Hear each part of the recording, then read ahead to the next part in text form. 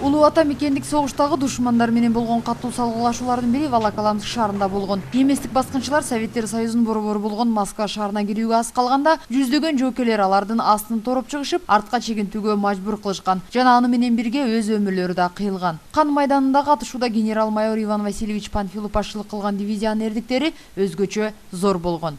Бул жерде 28 батыр Панфиловчулардын жаркын элесине арналган атайын айкел тургузулган. Анткени 1941 жылы Москва шаарын коргоо үчүн неместик фашисттерге каршы турушкан Панфилов дивизиясынын жоокерлери дал ушул жерде мекен үчүн батырларча курман болушкан.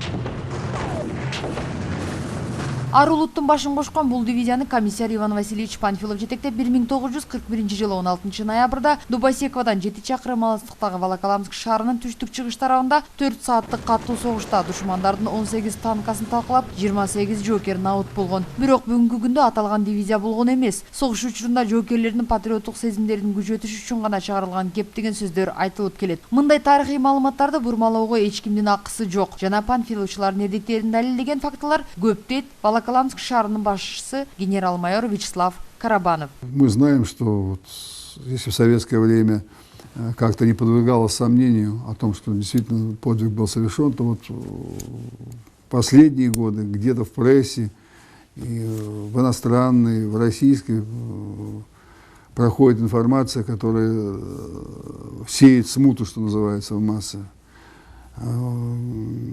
Говорят о том, что якобы этот подвиг не был совершен, что для того, чтобы поднять дух советских войск, вот специально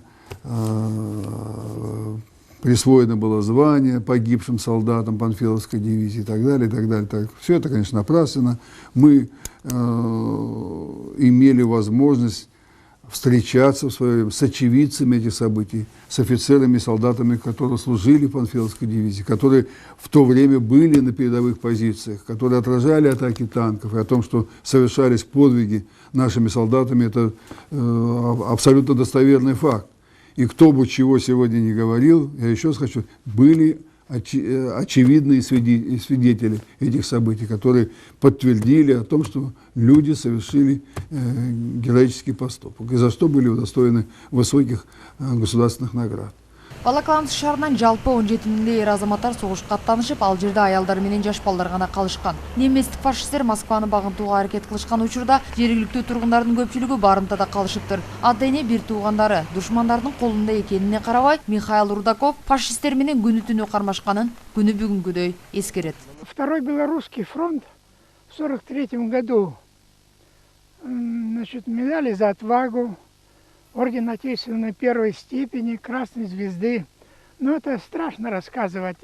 В пехоте это самое страшное, где приходит в 600 метрах находишься от противника. И особенно страшно, я в газете писал, когда приходится отступать.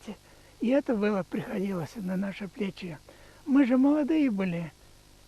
Еще 18 лет не исполнилось, а уже мы были опалены войной и так далее. Комиссар генерал-майор Иван Васильевич Панфилов жетектеген дивизияда Советтер Союзунун баатыры Дүйшөн Кошоповда кызмат кылып, баатырларча курман болгон. Мындан тышкарыда миңдеген кыргыздын жигиттери мекен үчүн кан майданында жанын беришкен. Аларды эскерүү үчүн Кыргызстандын Россия Федерациясындагы элчилиги жана кыргыз диаспоралары жыл сайын Волоколамск шаарындагы 28 батыр Панфиловчулардын мемориалдык комплексине барышып, Куран окушуп, эстеликтерине гүл коюп келишет. Андан тышкары 28 батырдын урматына былтыр 28 Тянь-Шань карагайында отургузушуптур. 28 батырдын мемориалына 28 Тянь-Шань арчасын отургузуп келгенбиз. Албетте Волоколамск районунун администрациясынын колдоосу менен өзүңүздөргө белгилүү, ал Волоколамск районунун администрациясынын жетекчиси Карабанов биздин Кыргызстанда комиссар болуп иштеп кеткен. Жыл сайын ошо кишинин чакыруусу менен ошо бир нече 28 батыр өзүңүздөргө белгилүү ар кайсы улуттардын өкүлдөрү болгон. Ошол кайсы улуттун өкүлдөрү болсо, ошол улуттардын элчиликтерин, элдеринин өкүлдөрүн жыл сайын чакырышат. Улуу ата мекендик согуштун ардагерлери жана оорукта эмгектенгендердин саны жыл сайын азайып барат. Бирок алардын жасаган эрдиктери тарых барактарында түбөлүк сакталып кала бермекчи. Сарыгүл Болотова, Дарбан Алайчиев, Күндөлүк, Волоколамск шаары.